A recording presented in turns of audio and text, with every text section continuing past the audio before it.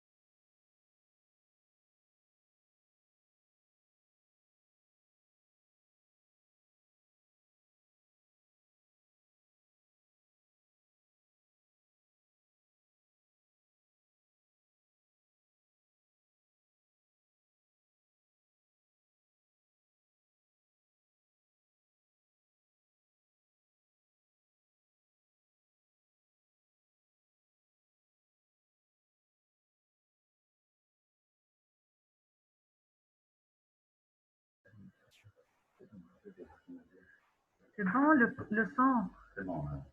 Vous m'entendez? Oui, Oui, on vous entend, Hakim. Non, il est né.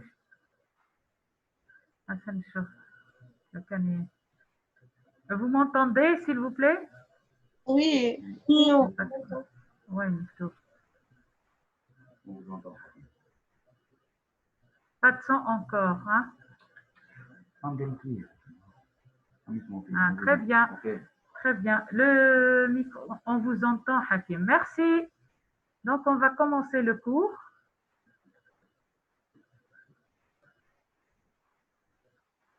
Donc, attendez, je vais fermer la porte.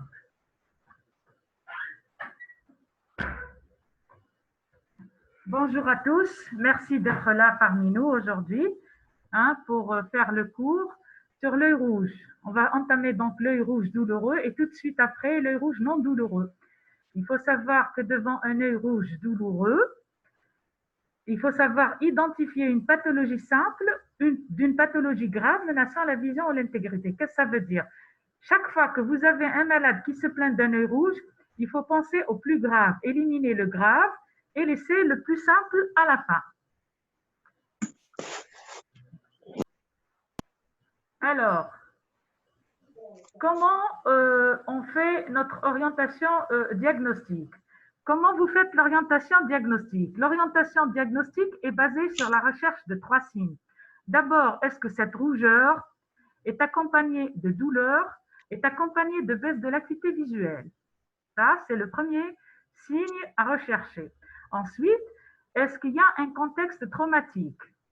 Devant un contexte traumatique, pensez d'abord à une brûlure chimique, surtout chez l'enfant, car il s'agit d'une urgence très grave, menaçant la vision et nécessitant parfois une hospitalisation. Donc, il faut demander si cet enfant qui a l'œil rouge n'a pas été au contact d'un produit tel que l'eau de javel, il n'a pas été dans la cuisine, etc.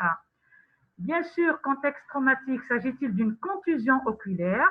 Lorsque le malade se présente avec un œil rouge suite à une contusion, un œil très rouge avec hématome, pensez à des fractures orbitaires. Il faudra envoyer le malade en neurochirurgie et en maxillofacial.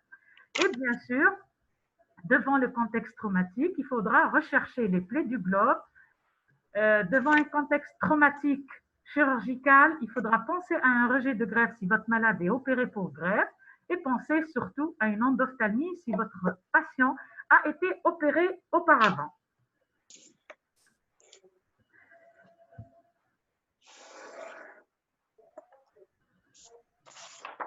Donc, je reprends. Donc, il s'agit d'une urgence ophtalmologique. Pensez aux pathologies graves. Quelles sont les pathologies graves? Les pathologies graves sont surtout le glaucome aigu en premier, parce que c'est la première cause de cécité, les kératites, les uvéites et les endophthalmies et les sclérites postérieures. Devant un œil rouge, comme vous voyez, je mets en rouge la douleur parce que la douleur va faire la différence entre ce qui est urgent et ce qui n'est pas urgent. Lorsqu'un œil rouge est douloureux, il s'agit d'une grande urgence.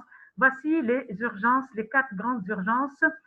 Vous avez le glaucome aigu, je répète, la cataracte, les kératites, les uvéites, les endophthalmies, surtout dans un contexte traumatique, devant tout traumatisme qu'il soit traumatique, il faudra penser à l'endophthalmie. Et bien sûr, les sclérites postérieures, on va voir que c'est des cas rares, qui se voient rarement, mais il faudra savoir y penser. Je vais vous en parler des signes caractéristiques. L'interrogatoire, devant tout œil rouge, il faut faire un interrogatoire rapide. Un interrogatoire rapide. Le mode d'apparition de la douleur, est-ce que c'est une douleur aiguë chronique? Est-ce qu'elle est au niveau d'un seul œil ou des 2 yeux? Quel est le type de douleur? J'insiste sur la douleur intense avec irradiation dans le territoire du trait jumeau évoquant un glaucome aigu. Cela veut dire, si vous avez une douleur minime, ce n'est jamais un glaucome aigu. Un glaucome aigu, c'est surtout des douleurs au niveau de la tête. Alors, c'est très caractéristique. Le malade a l'œil rouge et il se plaint de sa tête. Il vous dira, j'ai très mal à l'œil, mais surtout la tête. Et lorsque le malade a donc des douleurs qui irradient dans le territoire du trijumeau, c'est très caractéristique d'un glaucome aigu. Bien sûr, vous allez mesurer l'acuité visuelle et lorsque l'acuité visuelle est conservée, c'est pas des urgences, c'est souvent des conjonctivites. Et bien sûr, même si le malade ne vous dit pas qu'il a un traumatisme, surtout chez l'enfant, il faudra rechercher même un traumatisme minime. La topographie de la douleur, donc là, je vous laisse, après vous allez lire la topographie de la douleur, l'appréciation de la transparence, mais je vais vous parler du test à la fluorocéine. Donc le test à la fluorocéine, devant tout œil rouge, il faut savoir réaliser un test à la fluorocéine que vous pouvez simplement réaliser vous-même avec une lampe de poche, avec lumière bleue. Vous mettez une goutte de fluorocéine et vous regardez si ça prend la fixation. Si ça prend la fixation, il s'agit d'une atteinte cornéenne type kératite, qui peut être virale, type dendritique, kératite herpétique ou autre. On va les voir en détail. Donc, j'insiste sur la douleur trigeminée qui va vers la tête, évoquant un glaucome aigu, et j'insiste sur le test à la fluorocéine devant un œil rouge. L'examen de la pupille, toujours même avec une petite lampe de poche en tant que généraliste, vous regardez si la pupille est déformée, il y a des synéchies, si la pupille est en myosis, elle est très serrée, ou si elle est en mydriase. Lorsqu'elle est en myosis très serrée, c'est plutôt une kératite ou une uvéite, c'est-à-dire il y a une inflammation du segment antérieur. Et lorsqu'il y a une semi-mydriase, il faudra penser à un glaucome aigu. Alors, c'est très facile. Une semi-mydriase aréflexique avec des douleurs au niveau de la tête, ça ne peut être qu'un glaucome aigu. Bien sûr, on regardera à la lampe à fente la chambre antérieure. Une chambre antérieure très étriquée et étroite, c'est le glaucome aigu. Une chambre antérieure où il y a un tendal, c'est l'uvéite. On va revoir tout ça après un à un. Donc, devant tout œil rouge, il faudra prendre le tonus oculaire, au moins à la palpation bidigitale lorsque le malade a très mal. Donc, vous ne pourrez pas prendre le tonus au tonomètre de Goldman, mais à la palpation bidigitale, le globe est dur et c'est un glaucome par fermeture de l'angle. L'examen de la conjonctive palpébrale, bien sûr, devant tout œil rouge, il faut savoir retourner la paupière supérieure à la recherche d'un corps étranger, surtout chez l'enfant. Un enfant qui se promène au niveau de la forêt ou bien d'un parc, et lorsqu'il a l'œil rouge, il faut bien regarder s'il n'y a pas un petit grain qui s'est planté sous la conjonctive tarsale, c'est-à-dire qu'il faut retourner la paupière supérieure. Et bien sûr, on finira devant tout œil rouge faire un examen du fond d'œil à la recherche d'une atteinte vitréenne ou rétinienne, surtout lorsqu'il y a un traumatisme ou lorsqu'on suspecte une uvéite. Et on va voir tout ça après. Voici donc quelques rougeurs, formes de rougeur. Nous avons ici une rougeur, un cercle périkératique, c'est une rougeur tout autour de l'œil. Voici un ulcère dendritique. Vous avez ce qui est en vert, c'est la fluorocéine. Ce qui est en vert, c'est la fluorocéine. Donc, je reprends. Je simplifie un peu le cours parce que c'est en vidéoconférence, donc on ne pourra pas traiter. On va garder les parties les plus importantes.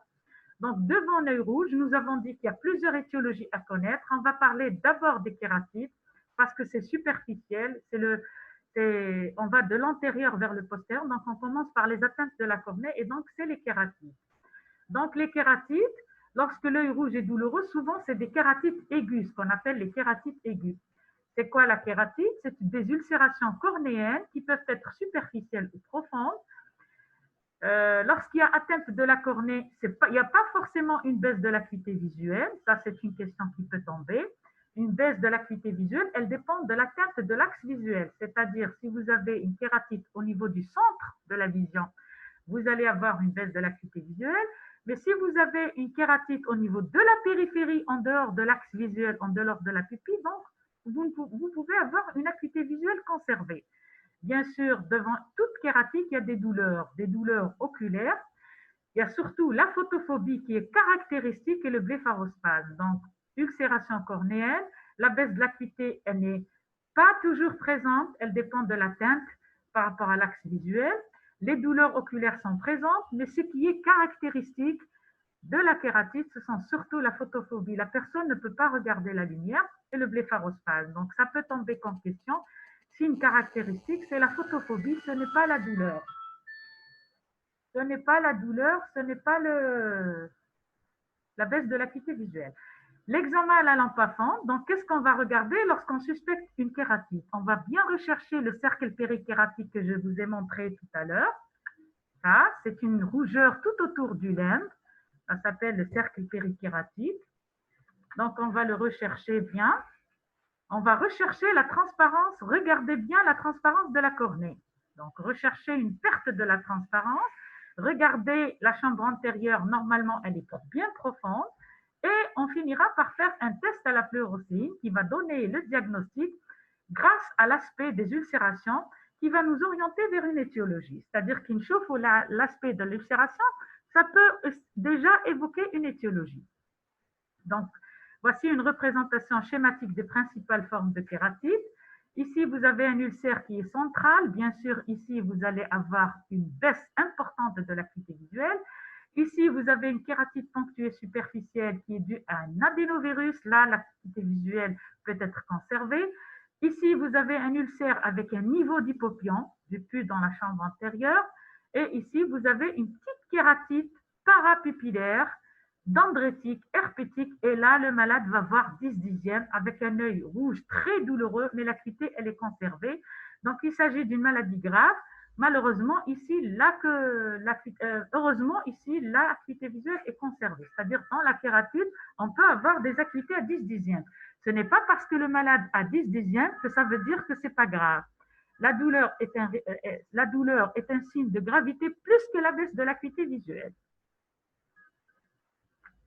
Donc, dans les kératites, en gros, il faut apprendre ça par cœur. Il y a des kératites virales, il y a des kératites bactériennes, il y a des kératites fongiques, il y a des kératites amibiennes. Virales et bactériennes, c'est connu. Fongiques et amibiennes, c'est spécifique aux porteurs de lentilles de contact. On commence par les kératites virales. La kératite à adénovirus, c'est la kératoconjonctivite épidémique, c'est-à-dire c'est les formes de kératite qui surviennent lorsqu'il y a une épidémie de conjonctivite.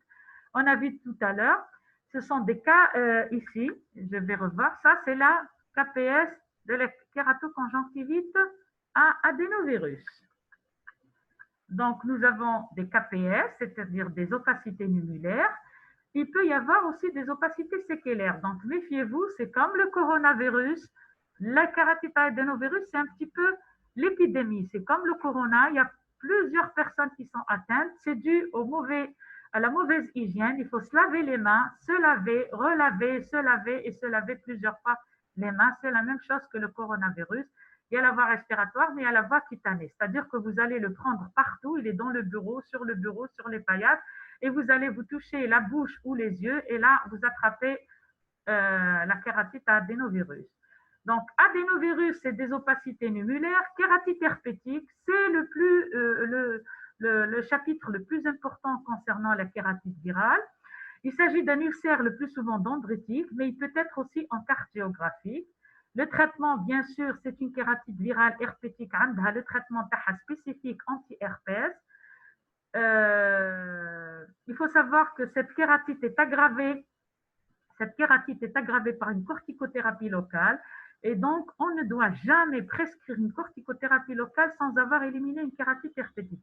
Devant tout œil rouge, il ne faut jamais mettre les corticoïdes. Jamais, jamais, jamais prescrire une corticothérapie devant un œil rouge parce qu'on craint que le malade présente une kératite herpétique. Et là, on va flamber la kératite herpétique.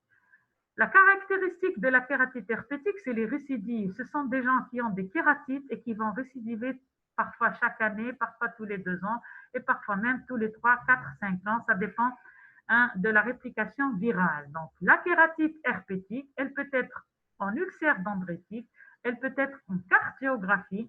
Le traitement, c'est viral. Ne jamais prescrire une corticothérapie. Le risque, c'est la récidive. Le problème, c'est la récidive. Donc, on a vu la kératite à adénovirus, les kératites zostériennes ou zono-ophtalmiques. Donc, kératite à adénovirus, kératite herpétique, mais on peut aussi avoir des kératites zostériennes qui sont concomitantes du zona. Ce sont des kératites très superficielles. Le malade a un zona, donc c'est très facile à faire le diagnostic. Voici donc une kératite herpétique chez un enfant. C'est l'herpès oculaire. Comme vous le voyez, il y a des petites vésicules partout, il y a une blépharite et il y a une atteinte de la cornée.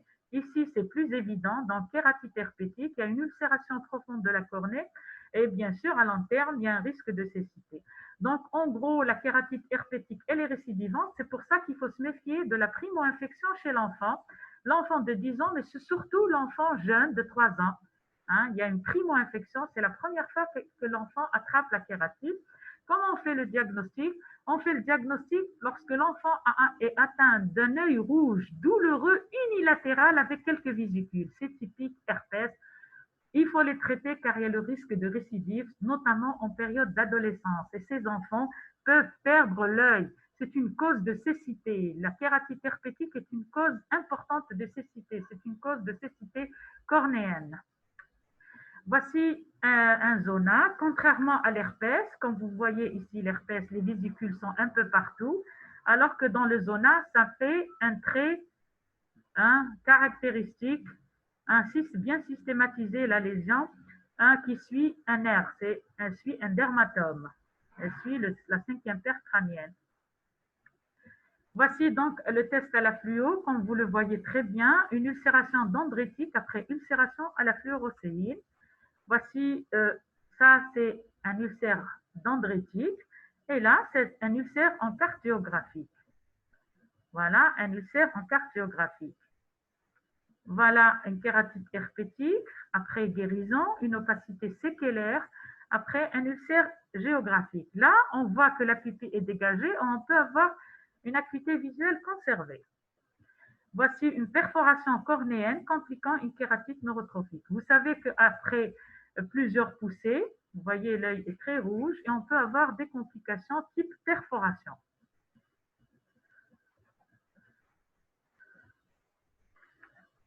Voilà.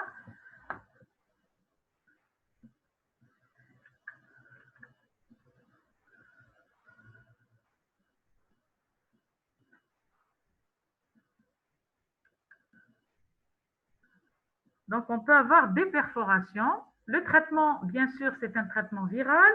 Le traitement viral, c'est collyre et pommade, mais on peut passer aux Ovirax Peros en cas de récidive ou greffe de cornée. On peut passer donc aux Ovirax, c'est-à-dire on peut aller jusqu'en comprimé, c'est-à-dire les malades qui récidivent beaucoup, on va leur donner des traitements en comprimé et lorsqu'il y a des opacités séquelaires, on peut aller jusqu'à la greffe de cornée. Pour les autres kératites, donc vous avez les kératites bactériennes qui sont une véritable... Attendez, je vais voir...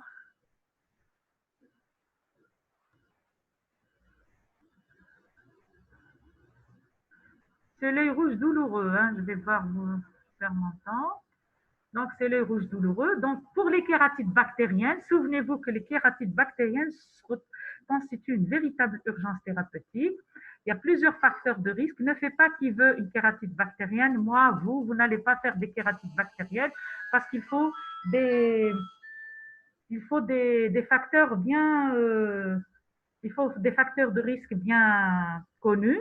Ce sont une érosion cornéenne, un déficit immunitaire général, des facteurs de risque locaux, ce sont surtout les porteurs de lentilles de contact et les pathologies de surface. Ça veut dire quoi?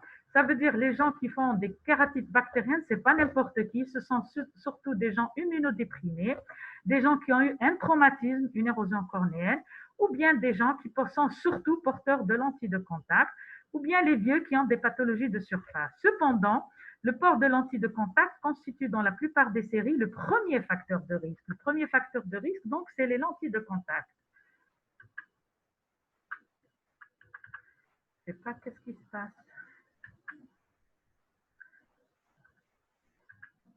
Donc, c'est quoi une kératite bactérienne? C'est une surinfection bactérienne d'une ulcération traumatique. Il s'agit d'une plaque blanche, on va le voir tout à l'heure, mais la fluorocéine, j'insiste, elle est fluopositive. Le test à la fluorocéine est positif. On peut avoir un ulcère à hypopion. Dans ce cas, quelle est la conduite à tenir? C'est d'abord faire un prélèvement, une culture et antibiogramme pour traiter correctement les patients. Il faut savoir que dans ce cas de pathologies qui sont des pathologies graves, on a recours aux antibiotiques collyre, mais surtout aux collyre fortifiés que vous allez faire dans le cours concernant la thérapeutique. Quelles sont les complications des kératites bactériennes? C'est une question qui peut tomber.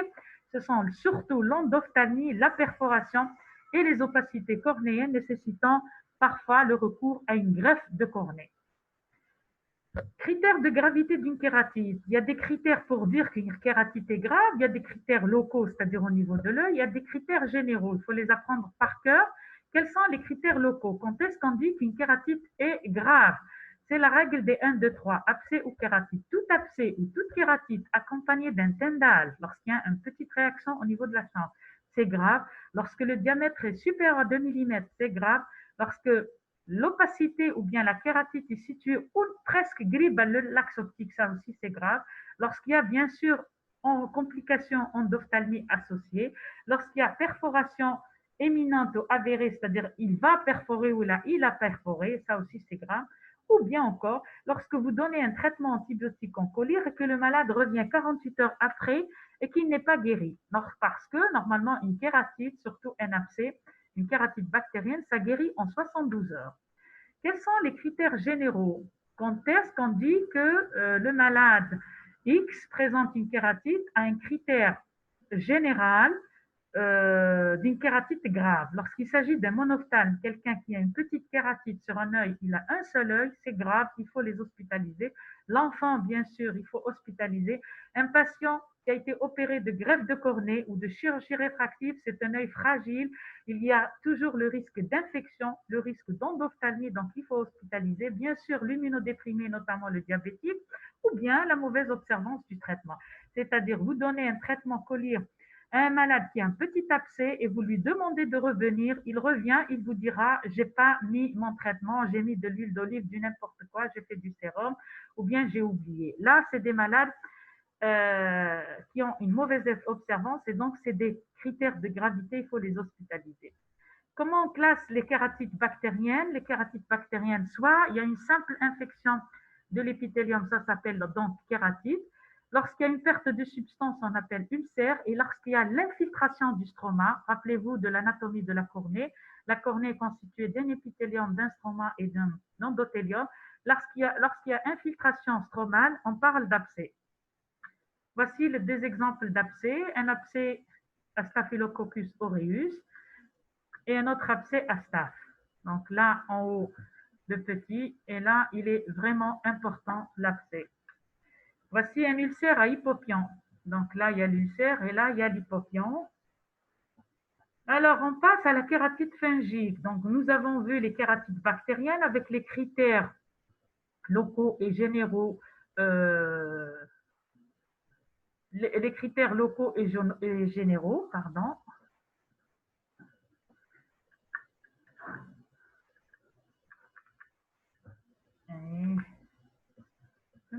Qu'est-ce qui se passe?